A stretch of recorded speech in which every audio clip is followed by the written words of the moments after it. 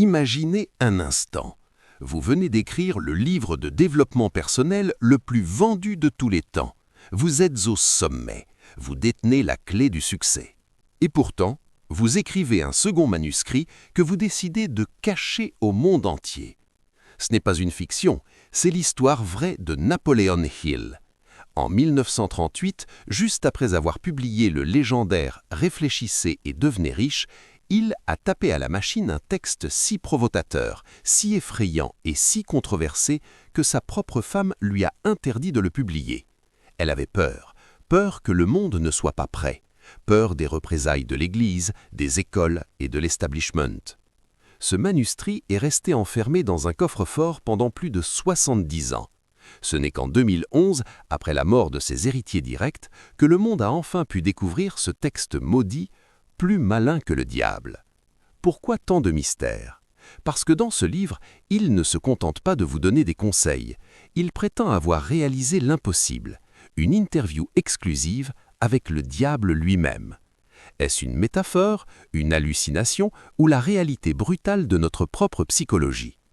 Aujourd'hui, nous allons ouvrir ce dossier interdit. Nous allons découvrir pourquoi 98% des gens échouent, piégés par une force invisible, et surtout, comment vous pouvez faire partie des 2% qui s'en échappent. Préparez-vous, car ce que vous allez entendre pourrait bien ébranler tout ce que vous croyez savoir sur la liberté. Pour comprendre la puissance de ce livre, il faut revenir en arrière. Nous sommes dans les années 1930. Le monde est à genoux. La Grande Dépression a ravagé l'économie américaine, l'espoir s'est évaporé et la peur est partout. Elle s'infiltre dans les foyers, paralyse les entrepreneurs et brise les familles. Napoleon Hill, malgré ses succès passés, n'est pas épargné. Il est au fond du trou, ruiné, déprimé. C'est dans ce moment de vulnérabilité extrême, alors qu'il cherche désespérément à comprendre pourquoi l'échec semble s'acharner sur l'humanité, qu'il vit une expérience transcendante. Il commence à écrire un dialogue, un interrogatoire pour être précis. Dans ce dialogue, il force une entité qu'il appelle le diable à révéler ses secrets. Mais attention, oubliez l'image médiévale du diable avec une fourche et des cornes rouges. Le diable de Hill est bien plus terrifiant parce qu'il est rationnel. Il se présente comme le principe négatif de l'univers, la contrepartie nécessaire à tout ce qui est positif. Il est l'entropie, le chaos, la peur. Il n'habite pas dans un enfer de feu, mais dans les recoins sombres de votre propre esprit. Ce qui rend ce chapitre fondateur si captivant, c'est l'arrogance de cette entité. Le diable se vante. Il explique à Hill qu'il contrôle déjà 98% de l'humanité. Lisez bien ce chiffre, 98%. Selon lui, seule une infime minorité d'êtres humains lui échappe. Comment fait-il? Il n'a pas besoin de posséder les âmes comme dans les films d'horreur. Non, sa méthode est beaucoup plus subtile. Il utilise la peur comme porte d'entrée. Peur de la pauvreté, peur de la critique, peur de la maladie, peur de la perte d'amour, peur de la vieillesse et peur de la mort. Une fois que la peur s'installe, l'esprit humain se fige. Il, dans ce rôle de procureur implacable, refuse de se laisser intimider. Il exige de savoir comment le diable manipule les esprits. Et c'est là que le livre devient dangereux pour l'ordre établi. Le diable avoue que ses meilleurs agents ne sont pas des démons, mais nos institutions. Les écoles qui apprennent aux enfants quoi penser au lieu de comment penser. Les religions qui utilisent la peur de l'enfer pour soumettre les fidèles. Les parents qui transmettent leur propre peur à leurs enfants par osmose. Ce premier chapitre pose les bases d'une révélation brutale. Nous ne sommes pas aussi libres que nous le pensons. La plupart de nos pensées ne sont pas les nôtres. Elles sont le résultat d'un conditionnement social orchestré par cette force négative. Il nous met face à un miroir. Si vous avez peur, si vous doutez, si vous procrastinez, le diable est déjà assis à votre table. Mais l'interrogatoire ne fait que commencer.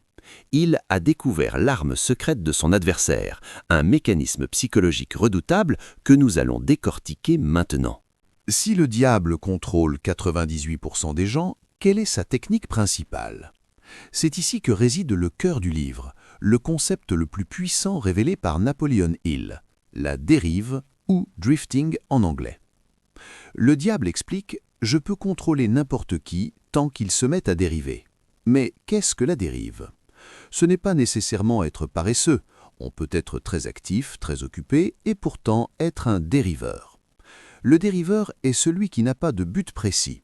C'est celui qui se laisse porter par les circonstances. C'est la personne qui accepte un emploi non pas par passion, mais parce qu'il fallait bien travailler. C'est celui qui adopte les opinions politiques de ses parents sans jamais les remettre en question. C'est celui qui mange mal parce que c'est plus rapide, qui scrolle sur son téléphone par automatisme, qui vit sa vie par défaut. Le diable confie à Hill « Ceux qui réfléchissent par eux-mêmes sont mes ennemis. Ceux qui ne réfléchissent pas, je les possède. » La dérive est une maladie de la volonté. Elle commence petit. Une petite concession ici, une procrastination là. On remet à demain. On ne prend pas de décision ferme. On laisse les autres décider pour nous. Petit à petit, cette passivité crée un vide. Et la nature a horreur du vide. Si vous ne remplissez pas votre esprit avec des pensées positives et dirigées, le diable le remplira avec la peur et le doute. C'est une critique acerbe de notre société moderne. Regardez autour de vous. Combien de personnes connaissez-vous qui semblent éteintes, qui attendent le week-end, attendent les vacances, attendent la retraite? Elles sont en dérive. Elles sont hypnotisées par la routine. Le diable révèle ensuite son mécanisme de verrouillage, le rythme hypnotique. Imaginez la dérive comme un flocon de neige. Au début, il est léger, inoffensif, mais si vous laissez les flocons s'accumuler, ils forment une couche de glace solide. C'est ça le rythme hypnotique. C'est la loi naturelle qui transforme nos pensées et nos actions répétées en habitudes permanentes. Si vous dérivez pendant assez longtemps, la nature fige cette dérive. Votre cerveau arrête de chercher des solutions, votre manque de confiance devient votre personnalité, votre pauvreté devient votre destin. Le rythme hypnotique est la colle qui fixe vos habitudes. Une fois que ce rythme est en place, il est extrêmement difficile de le briser. C'est pourquoi tant de gens qui gagnent au loto redeviennent pauvres quelques années plus tard, car leur rythme hypnotique est réglé sur la pauvreté, et aucune somme d'argent ne peut changer ça sans un changement interne. Ce chapitre est terrifiant parce qu'il nous force à nous poser la question « Suis-je en train de dériver ?» Si vous ne savez pas exactement ce que vous voulez faire de votre vie, si vous changez d'avis au premier obstacle, si vous blâmez le gouvernement, l'économie ou votre famille pour vos problèmes, alors la réponse est oui. Vous êtes dans les 98%. Mais ne désespérez pas. Il n'a pas écrit ce livre pour nous condamner, mais pour nous sauver. Il a forcé le diable à révéler l'antidote. Il existe un moyen de briser le rythme hypnotique. Comment échapper à une force qui capture 98% de l'humanité? La réponse tient en 3 mots. Définition de l'objectif, ou definiteness of purpose. Le diable avoue à Hill qu'il est impuissant face à un esprit qui sait exactement ce qu'il veut. C'est son kryptonite. Pourquoi? Parce qu'une personne qui a un objectif défini et qui est déterminée à l'atteindre ne dérive pas. Elle utilise son propre esprit. Elle prend le contrôle de son volant. Hill explique que tout succès commence par une décision. Par un souhait, pas un « j'aimerais bien », mais une décision irrévocable. Le moment où vous décidez précisément ce que vous voulez et que vous êtes prêt à brûler vos vaisseaux pour l'obtenir, vous sortez instantanément de la catégorie des dériveurs. Le diable explique que cette définition de l'objectif inverse le processus du rythme hypnotique. Rappelez-vous, le rythme hypnotique fige vos habitudes. Si vous avez l'habitude de la détermination, de la persévérance et de la foi, la nature va figer ces qualités en vous. Le même mécanisme qui emprisonne le dériveur devient le propulseur du gagnant. C'est pourquoi les riches deviennent plus riches et les heureux deviennent plus heureux. Ils ont enclenché un rythme vertueux. Mais attention, le diable a plus d'un tour dans son sac. Il mentionne que même ceux qui ont un objectif peuvent échouer s'ils ne maîtrisent pas l'échec. C'est ici qu'intervient l'une des plus belles citations de la philosophie de Hill. Chaque échec porte en lui le germe d'un avantage équivalent ou supérieur. Le dériveur voit l'échec comme un stop. Le non-dériveur voit l'échec comme un test. Le diable avoue qu'il utilise l'échec pour décourager les gens juste avant qu'ils ne réussissent. Il brise leur volonté. Mais si vous comprenez que l'échec n'est qu'une information, une correction de trajectoire, alors le diable perd son pouvoir sur vous. Il introduit ici le concept de l'autre soi, the other self. C'est cette partie de vous, connecté à l'intelligence infinie, qui s'éveille lorsque vous refusez d'abandonner. C'est cette petite voix qui vous dit de vous relever quand tout semble perdu. Pour activer cette autre soi, vous devez absolument bannir la peur. La peur et la foi ne peuvent pas coexister dans le même esprit. Ce chapitre est le point de bascule.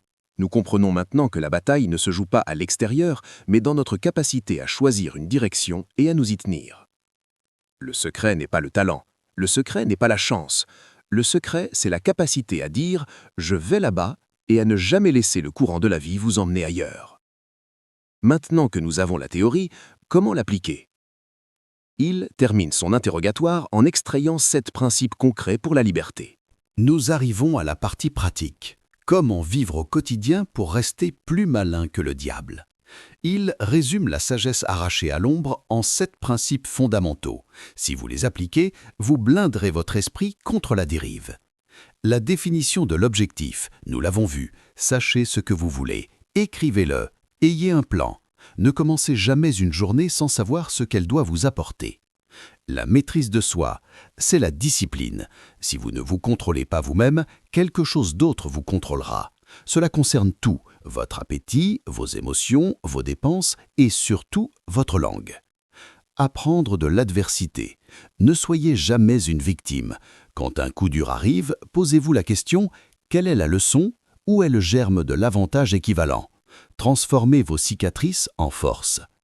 Le contrôle de l'environnement, les associations. C'est crucial. Vous êtes la moyenne des 5 personnes que vous fréquentez le plus. Si vous êtes entouré de dériveurs, vous dériverez. Fréquentez des gens qui ont un but, qui vous tirent vers le haut. Fuyez les environnements toxiques comme la peste. Le temps. Le temps est l'allié de celui qui a un but et l'ennemi du dériveur. Chaque jour qui passe solidifie vos habitudes. Utilisez le temps pour construire votre rythme hypnotique positif, pas pour creuser votre tombe. L'harmonie. Vous devez agir en harmonie avec les lois naturelles et avec votre propre conscience. Le chaos interne mène à la dérive. Cherchez l'équilibre entre votre tête et votre cœur. La prudence. Ne confondez pas peur et prudence. La peur paralyse, la prudence planifie. Réfléchissez avant d'agir. Ne vous jetez pas dans des situations sans en comprendre les conséquences. En appliquant ces principes, vous construisez une forteresse mentale. Le livre se termine sur une note d'espoir incroyable. Il nous montre que le diable n'est pas un ennemi à abattre, mais une force à comprendre et à utiliser. L'adversité est le gymnase de l'âme. Sans la résistance de l'air, l'oiseau ne peut pas voler. Sans la résistance du diable, les épreuves, la tentation de la dérive, nous ne pourrions pas développer la force de caractère nécessaire au succès. Ce livre, caché pendant 70 ans, est en réalité un manuel de libération. Il nous dit « Réveillez-vous, arrêtez de marcher comme des somnambules, reprenez les rênes de votre esprit. » Plus malin que le diable n'est pas juste un livre, c'est un avertissement et une boussole. La leçon ultime est simple mais brutale. Vous avez le choix. Soit vous prenez le contrôle de votre esprit, soit le rythme hypnotique le fera pour vous. Il n'y a pas de terrain neutre. La dérive est la voie de la facilité, mais elle mène à l'esclavage. La définition de l'objectif demande du courage, mais elle mène à la liberté absolue. Alors, je vous pose la question aujourd'hui. Allez-vous continuer à dériver ou allez-vous enfin décider de votre destination? Si cette plongée dans l'esprit de Napoleon Hill vous a ouvert les yeux, ne gardez pas ça pour vous. Abonnez-vous à la chaîne et activez la cloche pour ne manquer aucune de nos prochaines explorations philosophiques. Mettez un j'aime si vous refusez de faire partie des 98%. Je vous laisse avec cette pensée de Hill. La seule chose sur laquelle vous avez un contrôle absolu, c'est votre propre esprit. Utilisez ce pouvoir et vous serez maître de votre destin. À très vite!